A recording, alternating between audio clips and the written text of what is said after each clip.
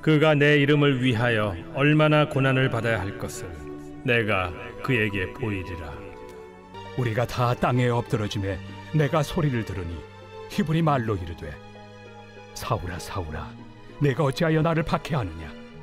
가시채를 뒷발질하기가 내게 고생이니라. 고맙습니다. 저 그런 사람입니다. 저번에 레파토리는 언제쯤 끝날지 궁금하기도 하고, 오늘 특송하는 이 팀, 어쩌면 대부분이 다 제가 아는 분들이라서 굉장히 너무 좋았습니다. 그래서 저를 위한 배정이었나 뭐 이런 생각이 들기도 하고 너무 감사하고, 또 귀한 자리에 초청해 주신 담임 목사님과 또 당회에도 감사를 드립니다. 옛날에는 이런 인사 안 했어요. 그냥 말씀 전하고 이랬었는데 목회를 하다 보니 뭔가 격식을 갖춰야 될 것 같은 그냥 해봤습니다. 재밌네요. 아무튼 주의 은혜를 이 아침에 이 새벽에 한번 나눠보기를 원하는데요. 저희 교회도 새벽 예배 드리는데 금요일까지만 합니다. 원래 지금 자야 되는 시간입니다. 새벽 예배 하면서 제일 좋은 건 그냥 다 자면 되더라고요. 듣는 사람도 자고 설교자도 자고, 그래서 편하게 나누면 되겠다 싶고요. 벌써 이제 6일째 하고 계실 텐데 무지하게 졸립죠. 주무시기 바랍니다. 오늘 이제 제목이요, 고난을 피하면 고생이 옵니다라는 이제 제목이 되어지는데, 아무튼 몇 년 전이었던 것 같아요. 우리 이제 소풍교회 성도님의 그 중에 한 분한테 그런 질문을 이제 듣게 되었어요. 여기 계신지 모르겠습니다. 그러니까 민수기 말씀이나 이제 구약 성경을 읽으면서 뭐 하나님의 어떤 징벌, 하나님의 진노가 너무 좀 센 거 아닙니까? 그런 얘기를 하신 거죠. 그래서 다른 분한테도 그런 얘기 많이 들었어요. 구약 성경 읽다 보면 하나님이 너무 잔인하다. 왜 그러셔야 되냐? 그 정도로 그때 당시 사람들이 뭘 잘못했느냐? 이렇게 여쭤보실 때가 있습니다. 그때 시간이 없어서 또 대답도 못하고 또 뭐라고 딱히 할 말도 떠오르지 않아서 못했는데, 또 요 한 주간 좀 그분 생각이 좀 나가지고 이런저런 생각을 하면서 이건 질문이 잘못됐다라고 결론을 내렸습니다. 그러니까 하나님 왜 이렇게 잔인하십니까? 라고 질문을 하면 안 되고요. 하나님 왜 이렇게 인간을 살살 다루십니까? 하나님 왜 이렇게 은혜롭습니까? 라고 하는 질문이 맞다라는 생각을 하게 됩니다. 그러니까 하나님이 너무 잔인하다라고 말하는 것은 그때 당시에 사람이 그 정도로 잘못된 인간들은 아니지 않습니까? 라는 게 깔려 있잖아요. 아니요. 그거보다 더 심하게 다뤄야 되는 것들이 인간이다라는 것을 알게 되어지죠. 그래서 성경의 많은 행태가 그러하고 인간의 본질 자체가 그렇다는 것을 더 많이 알기 때문에 그렇습니다. 사실은 사람들은 기본적으로 태어나자마자 사형 선고를 받으면서 태어나게 되지 않습니까? 아무튼 법정에서 뭐 몇 년형 그리고 뭐 집행유예 이렇게 나오는 것처럼 우리 모두 다 모든 사람들은 태어나자마자 사형, 집행유예 100년 이렇게 된 거 아닙니까? 너무 길게 잡았죠. 미안합니다. 어떤 분 더 짧을 수도 있겠죠. 근데 그 집행유예 기간 중에 범죄를 하면 가중처벌 되지 않습니까? 그러니까 우리는 기본적으로 사형 선고를 받고 나서 이거를 정말 조심조심 살아야 되는데 괜찮다고 생각해서 또 스스로 이런저런 많은 죄를 지으면서 가중처벌을 자꾸 쌓아 놓는 것을 발견하게 됩니다. 그럼 이 정도라고 한다면 그 불이 나와서 순식간에 태워 죽는다든지 땅이 벌려져서 사람이 거기에 파묻혀서 죽는다든지 돌 맞아 죽는다든지 요건 좀 약하다라는 생각을 참 많이 하게 되어지는 것이죠. 그 사형법 중에 능지처참이라는 게 있더라고요. 우리가 보통 아는 건 사지를 찢어 죽이는 것을 능지처참이라고 얘기를 하는데 그게 아니더라고요. 그것은 다른 그 형벌의 의미가 있고, 원래 이제 능지형이라고 해가지고 산 사람을 살아있는 채로 사람의 몸을 이렇게 회 뜨듯이 포를 뜨는 거더라고요. 그래서 기본적으로 수천 점을 뜨는 거죠. 그래서 그러니까 피가 나게 되면 과다출혈로 금방 사망할 수 있기 때문에 되도록이면 피가 안 나게끔 그게 하는 것이 능지형이 되더라고요. 아 그래, 모든 인간은 그 정도의 형벌을 받아야 된다. 그 정도로 인간은 악독하다라는 생각을 더 많이 하게 되죠.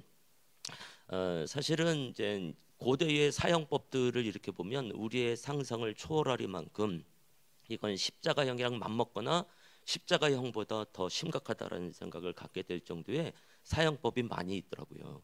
근데 놀라운 건 그게 교회사 속에서 교회에서 이루어진 일들이라는 것을 알게 됩니다. 그러면 하나님이 그런 사형법을 모를 리가 없잖아요. 근데 그 사형법 쓰지 않고 그냥 투석형 정도로만, 그냥 땅을 갈라지게 하고 거기에 파묻히는 정도로만, 불이 나와서 그냥 잠시 태워서 빨리 죽이는 정도로만 쓰는 것이지 그런 거 쓰지 않는 거예요.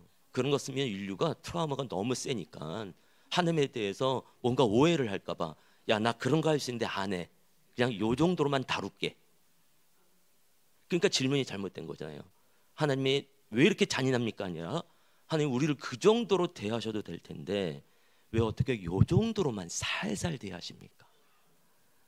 그 질문을 할 때에 비로소 내 스스로 나의 존재가 어떤 존재인지에 대해서 알게 될 거라고 생각을 하는 거죠. 그 정도로 인간은 악독합니다. 사실 김채 목사님이 이제 소풍교회 이제 담임 목사로 오시면서 했었던 설교 중에 나는 벌레만도 못한 사람입니다. 그렇게 싫더라고요. 왜 그런 말을 할까? 제발 그런 말 하지 말라고까지 얘기를 했는데 아니더라고요. 그게 복음이더라고요. 예. 그래서 요즘은 가끔가다 우리 김채연 목사님 설교 중에 그게 많이 떠올라요. 나는 항상 틀립니다. 그게 가장 은혜로운 설교의 하나 문구가 아니었을까라는 생각을 하고, 요즘 저 스스로 저도 참 제가 늘 옳습니다가 아니라 제가 늘 틀립니다라는 고백을 하면서 이제 목회를 하게 되어지는데요. 십자가형도 마찬가지다라는 생각을 하게 돼요. 저는 과거에는 십자가형을 어떻게 생각했냐면 이게 너무 끔찍한 이게 사형법이니까 전 인류를 대신하여서 죽을 정도면 그 정도로 해야 전 인류의 죄가 사해지나 보다 이렇게 생각을 했습니다. 과거, 현재, 미래에 있는 것까지. 지금 현재 인구가 80억이니까 과거서부터 있었던 사람, 앞으로 있었을 사람 다 생각하면 100억이 넘어가겠죠. 이 100억 명의 죄를 사하려면 예수님이 십자가 형틀에 돌아가셔야 된다. 그래서 그 십자가 형틀에 있는 예수님의 그 육체에 우리의 죄가 조금씩 덕지덕지 묻어 있다고 생각했어요. 여기에 박희광, 여기에 김창현, 여기에 장로, 여기에 권사, 여기에 안수 집사, 이런 식으로 쫙 박혀 있을 거라고 생각을 했어요. 아니더라고요. 성경을 가만히 보니까 예수께서 그렇게 십자가 형태로 돌아가는 것은 각 사람 한 사람이 거기에 있어야 되는 것을 예수님이 직접 대신하여 지신 것이다라는 생각을 하게 되더라고요. 그러니까 우리가 이 땅에 태어난 이유 하나만으로 우리는 모두 다 사실은 각자가 그 십자가 형틀에서 죽어야 되는 사람들이다. 아멘입니까? 이게 쉽게는 아멘이 나오면 안 되는 건데. 그러니까 그 정도로 내 죄가 얼마나 심각한가, 얼마나 악독한가를 알 때야 비로소 그 고백이 나오고 또 아멘이 되지 않을까라는 생각을 하게 되는 거죠.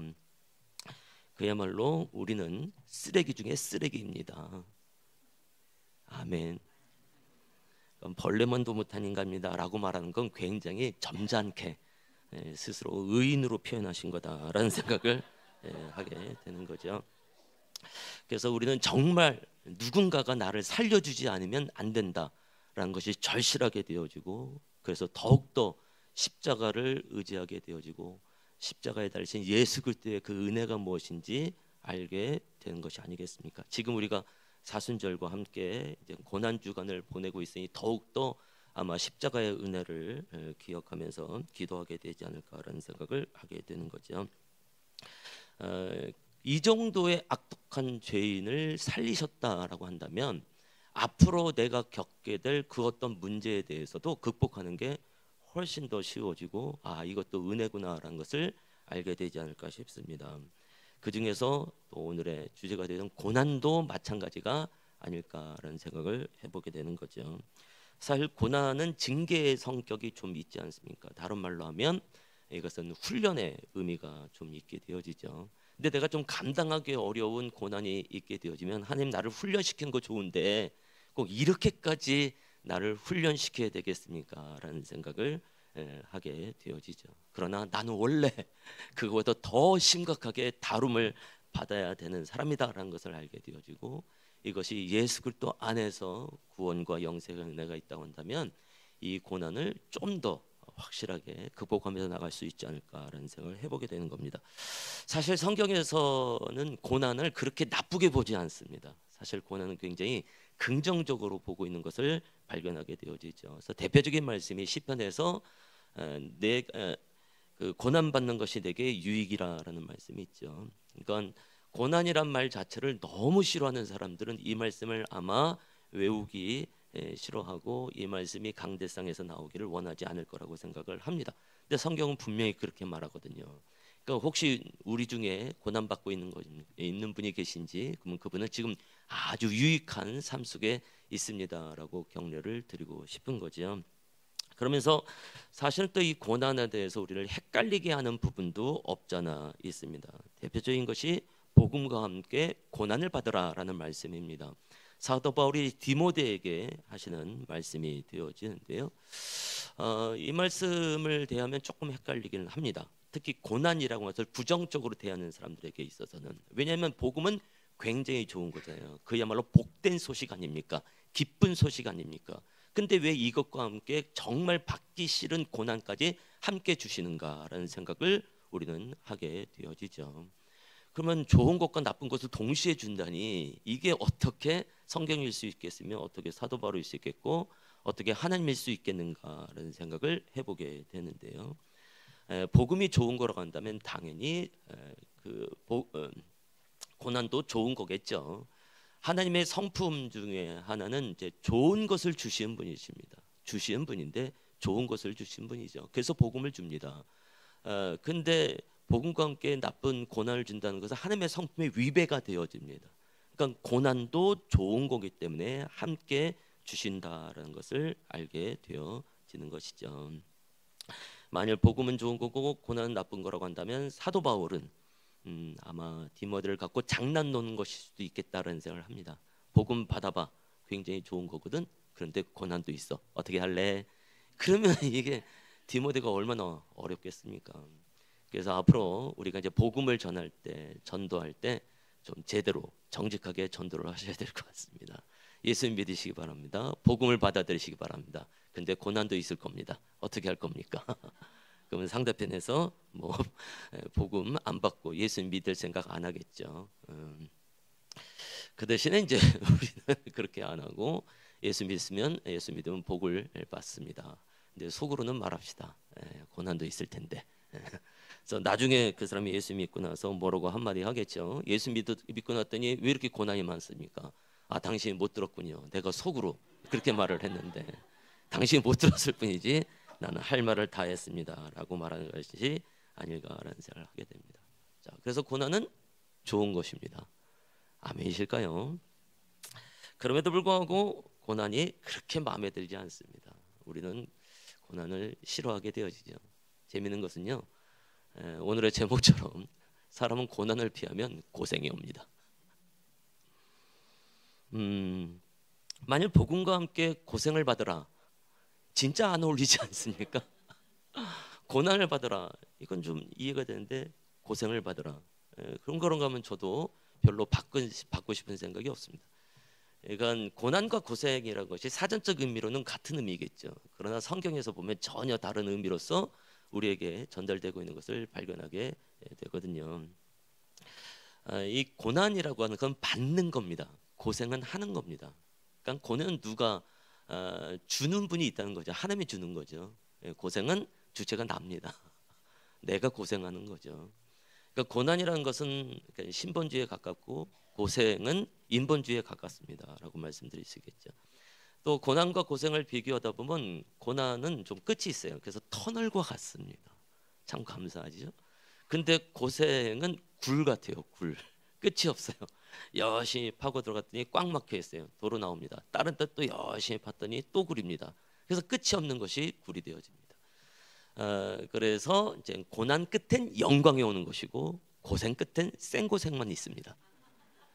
어떻게 할 겁니까? 그럼에도 불구하고 고난이 싫으시면 고난 받지 마십시오. 그러면 우리는 고생하게 됩니다. 그건 더 싫습니까? 그럼 고난을 받으시기 바랍니다. 우리는 피할 수가 없어요. 둘 중에 하나더라고요. 고난을 받든지 고생을 하든지. 사람은 믿는 사람이든지 믿지 않는 사람들이 다 똑같은 과정을 거쳐 갑니다. 우린 모두 다 태어나고 모두 다 자라고 모두 다 배우고 또 직장 다니고 결혼하고 아이를 낳고 똑같이 늙다가 똑같이 죽어요. 믿지 않는 사람하고 믿는 사람하고 뭐 다를 게 없습니다. 크게 보게 되면. 근데 마지막 그 사람이 죽었을 때 그것을 무엇으로 해석하느냐가 상당히 중요한 것 같습니다. 이 사람을 고난으로 해석할 것인지 고생으로 해석할 것인지. 그러니까 비문이 두 개가 있겠죠. 일평생 고생하다 이곳에 묻히다라는 비문이 있고 일평생 고난받다 이곳에 묻히다. 저는 두 번째 비문을 선택하도록 하겠습니다. 일평생 고난받다가 이곳에 묻히는 그 인생이 우리 모두 다 되어야 되지 않을까라는 생각을 해보게 되어지는 것이죠. 오늘 읽었었던 본문 말씀은 다메섹 도상에서 사도 바울이 예수님을 만난 사건이 되어집니다. 예수님의 전생에 있어서 가장 확실한 분수령이 되어지는 사건이 되어지는데요. 역시 9장에서 나오는 그 같은 사건임에도 불구하고 9장하고 26장하고 약간 다르게 표현이 되어집니다. 9장은 이제 사도 바울이 그런 사건이 있었습니다라고 진술하는 것이 되어지고 26장에서는 사도 바울이 내 삶을 쭉 돌아볼 때에 다메섹 도상에서 예수를 만났던 것이 이것은 엄청난 역사입니다라고 간증 차원에서 보고 차원에서 변론 차원에서 하는 겁니다. 그러니까 어떻게 보면 9장에 대한 해석이 26장이라고 봐야 되겠죠. 근데 사도 바울께서 뭐라고 얘기를 하냐면 내가 그때에 눈이 멀고 그런 상황에 있을 때 아나니아를 통해서 했던 게 뭐냐면 하나님께서 사도 바울을 택했다는 거예요. 특히 예수님께서 택했다는 걸 그러면서 택한 그릇이다 이렇게 말을 합니다. 그러면서 곧바로 하시는 말씀이 뭐냐면 이방인들 위하여 본인을 예수님을 위하여 이가 얼마나 고난을 받아야 될 것에 대해서 말씀을 하십니다. 분명히 9장에서는 고난이라고 말하는데요. 26장에서는 예수님께서 그때 그렇게 말씀하셨다는 거예요. 사울아 사울아 네가 너의 그 가시체를 뒷발질하기가 고생이다 이렇게 얘기를 합니다. 이 고난과 고생의 원어로도 완전히 다른 원어를 쓰고 있습니다. 그러니까 예수님께서 두 가지를 다 말씀하신 것 같아요. 아나니아를 통해서는 사도 바울이 얼마나 고난을 받아야 될 것인가 이것은 앞으로 당할 것을 말하게 되는 거고 그 다음에 사도 바울을 만났을 땐 네가 가시체를 뒷바지라는 게 너한테 고생이다. 지금까지 왜 그렇게 살았니? 라고 말하는 두 가지가 다 있었던 것 같습니다. 그러니까 사도 바울의 고백 그의 사건을 보게 되어지면 왜 그때가 분수령이냐면 지금까지 살아왔던 모든 바울의 삶은 고생, 앞으로의 모든 삶은 고난. 사도 바울은 고생 아니면 고난입니다. 둘 중에 하나, 중간에 뭐 없습니다. 근데 잘 생각해 보면요, 사도 바울이 예수님을 믿고 난 이후의 삶보다 예수님 믿기 전의 삶이 훨씬 더 성공적인 삶이었습니다. 훨씬 더 인정받는 삶이었습니다. 젊은 나이에 어마어마한 지도력을 발휘하게 되어지고요, 대제사장에게 신임을 얻고 나서 어디를 가든지 예수 믿는 사람들은 다 끌어다가 예루살렘으로 끌고 오는 어마어마한 권위를 힘을 갖고 있었던 사람입니다. 가만히 있게 되어지면 뭐 모든 바리새파 모두 유대인들을 통틀어서 아마 가장 큰 지도력을 가질 만한 사람이 아닐까라는 생각을 하게 될 정도로 그의 배경이나 학식이나 여러 가지로 볼 때 분명히 성공한 사람입니다. 그런데 예수님께서는 지금까지 너는 고생했다 이렇게 말씀하는 거죠. 앞으로 네가 나를 위하여 이방인을 위하여 큰 그릇이 될 텐데 기대하라. 너에게 펼쳐진 놀라운 고난을. 아멘. 그래서 사도 바울의 삶을 보면 우리가 별로 예수님 만난 이후의 삶을 보면 별로 따라가고 싶지 않습니다. 굶을 때도 많고요, 추울 때도 많고, 헐벗을 때도 많고, 굶주릴 때 참 많이 있고, 특히 40에 하나 감한매, 막 사람이 39대 맞으면 죽게 될 것 아니겠습니까? 죽기 직전까지 또 돌 맞아 죽을 뻔했던 거, 파선했던 거, 뭐 어마어마한 고난의 역사가 있습니다. 그런데 사도 바울은요, 고생길로 돌아가지 않습니다. 고난 포기하지 않습니다. 이 고난의 길을 계속해서 걸어갑니다. 그러면서 사도 바울 디모데에게 말하는 거죠. 복음과 함께 고난을 받아라. 내가 지금 그때까지는 고생했다가 계속해서 고난받고 있는데 나 이거 후회하지 않는다. 나는 이것을 너에게 그대로 유산으로 물려주기를 원하노라. 그러니까 복음과 함께 고난을 받아라라고 말씀을 하고 있는 것이죠. 그 메시지가 고난 주간을 당하고 있는 우리에게도 동일한 것이 아닐까라는 생각을 해보게 됩니다. 왜 나는 이렇게 고난을 받고 삶을 살아가는가? 그렇다고 예수님을 안 믿을 수 없잖아요. 포기할 수 없잖아요. 혹시 포기하는 게 마음에 든다고 생각하면 예수 믿는 것을 포기하시기 바랍니다. 그때부터 고생이 됩니다. 그때는 더 고통스러울 거라고 생각을 하고 이 고난을 참 감사해야 되지 않을까라는 생각을 해보게 되는 거죠. 저에게는 이제 형이 한 명 있었습니다. 형은 여러모로 저에게 있어서 참 나름대로 동경의 대상이었습니다. 형이 20살 때 이제 대학을 가서 과대표가 되어졌습니다. 과대표가 되면 아무래도 과 전체 분위기를 잘 이끌어가야 되지 않겠습니까? 특히 과거에는 회식이라는 걸 많이 했잖아요. 과거의 회식이라는 게 뭐 술판이고 담배판이고 뭐 그런 것 아니겠어요? 근데 저희 형은 굉장히 독실한 크리스찬이었습니다. 그래서 술 담배를 하지 않았죠. 그래서 친구들이 얘기하는 거예요. 네가 교회 다니는 거 알고 다 좋다. 근데 담배는 안 핀다 치더라도 술은 먹어야 되지 않겠냐. 과 대표가 술을 안 먹으면 분위기가 이상해지지 않냐. 그래서 형이 되게 고민을 많이 하더라고요. 그래서 어느 날 저한테 물어봤어요. 야 동생아, 내가 이런 일인데 술을 먹어야 되냐 말아야 되냐. 고등학생인데 제가 그걸 어떻게 합니까? 그래서 갈등을 많이 하고 있구나라는 정도로만 알게 되어졌죠. 그러다가 술을 먹게 된 것 같아요. 가끔씩 취해서 집에 들어올 때도 있었습니다. 근데 이때부터가 문제였습니다. 친구들이 교회 다니는 게 술 처먹는다고 그렇게 욕을 하더라는 거예요. 지들이 먹으라고 해놓고. 그래서 어쨌든 뭐 한두 잔 먹은 게 그때로 끝나겠습니까? 그래서 어떨 땐 집에 와서 막 크게 막 오바이트 하는 것들도 이렇게 보고 그랬어요. 한 1년 정도 지난 것 같습니다. 자꾸 얼굴에 핏기가 사라져요. 그래서 아버지하고 병원을 갔는데 십이지장에 바늘만한 구멍이 생겨가지고 이게 피가 반쯤 빠졌다는 거예요. 그러니까 젊으니까 그걸 버티고 있었던 거죠. 그럼 이제 수혈을 해야 되는데 이게 혈액형이 RH-A형인 거예요. 그러니까 우리나라에는 그게 희귀 혈액형이 아니겠습니까? 그러니까 수혈을 해도 피가 없으니까 저희 아버지가 그 피를 구하느라고 백방으로 뛰어다녔던 기억이 납니다. 또 수혈을 잘 받으려면 헌혈증이 많으면 된다고 그래가지고 그때 형의 과의 친구들이 학교에다가 헌혈차를 대여를 하고 학생들을 대상으로 헌혈을 해가지고 헌혈증을 거의 50장인가 70장인가를 가지고 왔었던 기억이 납니다. 나중에 쭉 생각해 보는 거죠. 그냥 술 먹지 않고 고난 받는 게 낫지.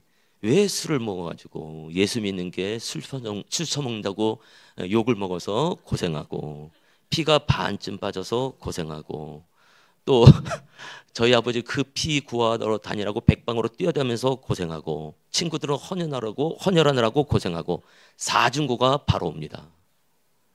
어떻게 고생하시겠습니까? 고난을 받으시겠습니까? 그러고 나서 이제 2년 후에 군대를 갔는데요. 학교를 그 사이에 바꿔서 기독교 교육학과를 들어갔어요. 그러면서 이제 입대를 하니까 군종병이 되더라고요. 안타깝게도 이제 그 훈련 과정에 있으면서 사고가 되어지고 이제 뇌사 상태가 되어지고 결국 젊은 나이에 순직을 했습니다만 나중에 이제 국립묘지에서 함께 이제 장례를 치르면서 형이 썼던 군종이니까 설교문들이 좀 있었어요. 그 중에 요한복음 12장에 있는 그런 말씀이 눈에 띄었습니다. 한 알의 밀알이 땅에 떨어져 죽지 아니하면 많은 열매를 맺을 수 없느니라. 형은 한 알의 밀알이 되어져서 땅에 썩으면서 이제 수많은 열매를 맺겠구나. 드디어 형이 고난 가운데 들어갔구나라는 생각을 하게 되면서 그렇게 감사할 수밖에 없더라는 거죠. 저는 이제 그 청년 시기에 이제 25살서부터 전혀 월급을 주지 않는 선교 단체의 이제 전임 간사로 삶을 들였습니다. 어떻게 보면 전적인 헌신 가운데 있어야 되겠죠. 그러면 하나님께서 저의 부모님을 좀 책임지시면서 돌봐야 되지 않을까라는 생각을 했으나 전혀 그런 일이 일어나지 않았습니다. 저는 간사로 있으면서 간사님들과 함께 공동 생활을 했는데요. 한 10개월쯤 지났을까요? 저희 집에서 아버지한테 전화가 왔습니다. 저희 아버지 절대로 전화하신 분 아닙니다. 근데 전화를 했다는 얘기는 뭔가 심각한 문제가 있다는 얘기 아니겠어요? 제가 나름 좀 유머러스한 사람인데요. 이 유머러스는 아무리 봐도 아버지로부터 온 것이 아닐까라는 생각을 하게 되는데 저희 아버지는 참 엉뚱하고 참 재밌는 분이십니다. 일례로 지금 이 얘기한 건 관계없는 건데요. 한 10여 년 전에 명절에 이제 집에 갔더니 저보고 명함이 있냐고 그러더라고요. 없다고 그랬어요. 명함 팔아요. 뭐라고 팔까요? 그랬더니 박용택의 아들 박규강 목사 이렇게 팔아는 겁니다. 너무 많이 웃었어요 그때. 야, 나의 이 개그는 유전이다라는 생각을 하게 되어졌는데 어쨌든 그때 당시 제 청년 시기로 다시 돌아가게 되어지면 갑자기 밤 11시가 넘어서 전화가 왔단 말이죠. 이게 뭔가 심각한가 보다 해서 아버지 도대체 무슨 일이 있습니까? 그랬더니 내일 아침에 시간이 있으면 잠깐 집에 좀 들러보라는 거예요. 근데 내일은 제가 이제 해야 될 사역이 꽉 차 있는 상태이기 때문에 갈 수 없다고 얘기를 했죠. 그랬더니 그래도 한번 집에 와오면 좋겠다고 진짜 이 정도 수준의 톤으로 말씀하셨어요. 그래서 무슨 일입니까? 그랬더니 집에 불났어 그러더라고요. 그래서 순간 제가 이게 뭐지? 불났는데 이 톤으로 이렇게 편안하게 말한다고? 그래서 얼마나 탔어요? 그랬더니 다 탔지 뭐 그러시더라고요. 그러면 제가 지금 갈게요. 그때 아예 오지 마. 집에 뭐 불탔으니까 뭐 그 와봐야 소용이 없는 거예요. 작은 아버지 집에 있으니까 내일 시간 내서 오라는 거예요. 전화를 끊고 나서 제가 한 30분 고민했어요. 30분. 내가 지금 가야 되나 말아야 되나. 말이 됩니까 그게? 그 아버지의 그 아들이라서 그런 거예요. 다른 간사님께 여쭤봤어요. 우리 집에 불이 났다고 하는데 내가 지금 가야 됩니까 말아야 됩니까? 무지하게 혼났습니다. 빨리 가라고. 그래서 택시를 타고 작은 아버지 집에 갔어요. 얼마나 참 그 가슴앓이를 하면서 갔겠습니까? 잠도 못 주무실 텐데 어떻게 내가 위로의 말을 할까? 형도 없는 상태 속에서 4년 후에 이렇게 불이 났어요. 얼마나 고통스러울까? 그래서 그 작은 아버지 집에 갔는데 깜깜해요. 모두가 자고 있는 거예요. 그래서 안방문을 두드렸더니 작은 아버지가 나오시는 거예요. 너 여기 웬일이야? 그래서 우리 집에 불이 났다면서요. 불이 났으면 나 지금 이 시간에 왜 오는 거야? 잠잘 데도 없는데. 야 잠자. 그래서 소파에 이불 갖다 이제 자라고 그랬어요. 잤어요. 그래서 그 다음날 아침 8시에 일어났습니다. 푹 잤어요. 숙면했습니다. 모두 다. 황당한 집이죠. 진짜 살만한 것이 없을 정도로 완전히 타고 제가 지난 BBC 때에도 그때 상황을 말했지만 너무 속상해서 하나님께 욕을 했거든요. 쌍이라고. 그러니까 상황은 굉장히 심각한 상황이었습니다. 그러고 나서 한 1년 정도 지나고 나서 저도 그렇고 저희 누나도 그 단체의 전임 간사로 있었어요. 한 1년 정도가 지나면서 이제 간사총회라는 게 일주일 동안이 있습니다. 저희 누나가 선발대로 출발을 했는데 가서 봤는데 누나가 안 왔어요. 보니까 오는 길에 교통사고가 났대요. 10일중 추돌이래요. 그래서 누나가 병원에 있고 4주 진단을 받고 이제 입원을 하고 있다는 겁니다. 갔지요. 얼마나 깝깝합니까? 하나님 이게 뭡니까?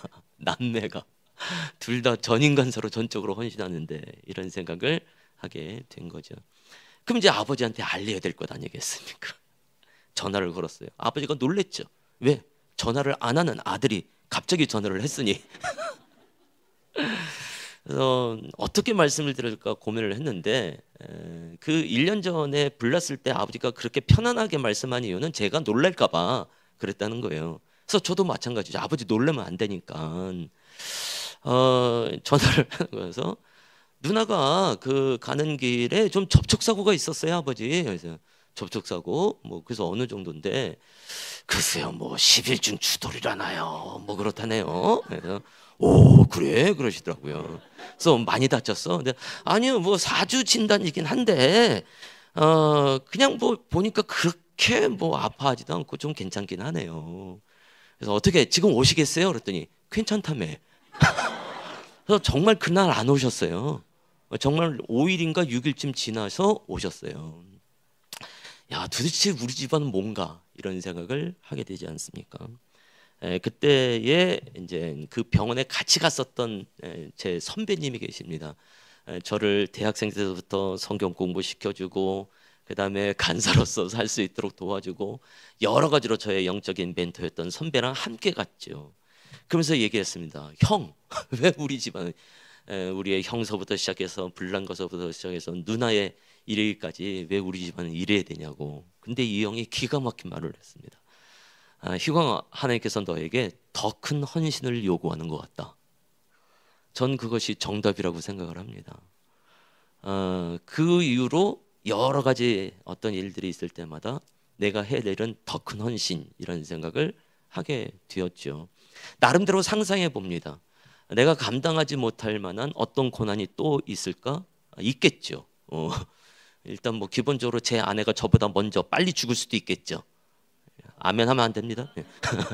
아니면 제 아들들이 그렇게 될 수도 있겠죠. 그때 난 어떻게 할 것인가? 그때도 난 변함없이 더 큰 헌신.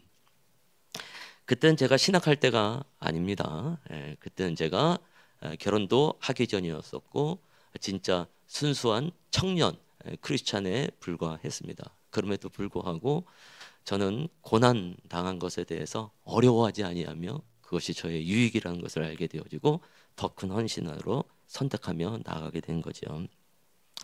이쯤 되면 고난은 영광에 이르는 통로다 이렇게 해석할 게 아닙니다. 고난 자체가 영광이죠. 정말 마음판에 새겨지기를 권해드립니다. 이런 설교 예선교회에서 했을까요? 안 했을까요? 했지요.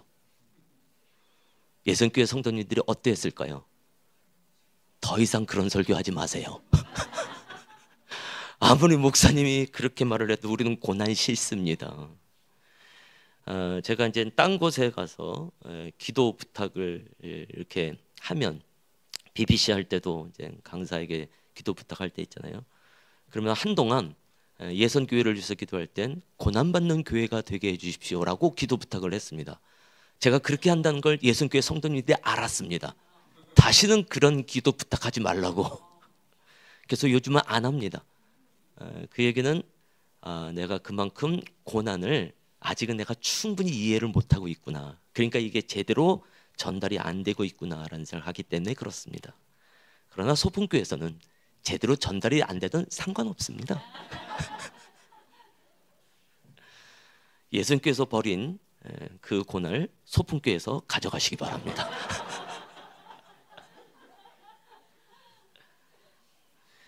아주 유명한 말이 이제 노 크로스, 노 크라운 아닙니까? 그러니까 정말 예수님의 십자가의 고난이지만 그것은 곧바로 부활의 영광으로 이어졌습니다. 그러니까 십자가의 죽음이 없다고 한다면, 그 고난이 없다고 한다면 부활이란 영광은 있을 수가 없는 겁니다. 그러니까 예수님께서 부활의 영광을 얻었다는 얘기는 죽었다는 얘기예요. 죽지 않으면 절대로 없는 부활을 맞이한 거 보니까 예수님은 고난이라는 것을 충분히 당하셨구나. 그러니 고난은 영광에 이르는 아주 가장 빠른 지름길이 되어지는 것이죠. 그러면 이쯤 되면 고난과 영광은 같은 말입니다 라고 말씀을 드리고 싶고, 그래서 사도 바울이 복음과 함께 고난을 받아라 라고 말씀하는 것이고, 예수님께서도 사도 바울에게 네가 앞으로 얼마나 많은 고난을 받아야 될 것인가, 네가 얼마나 많은 영광을 얻을 것인가에 대한 말씀이라고 믿고요. 이 기간 때뿐만이 아니라 평생 고난 받는 성도 되시기를 축원합니다. 아멘.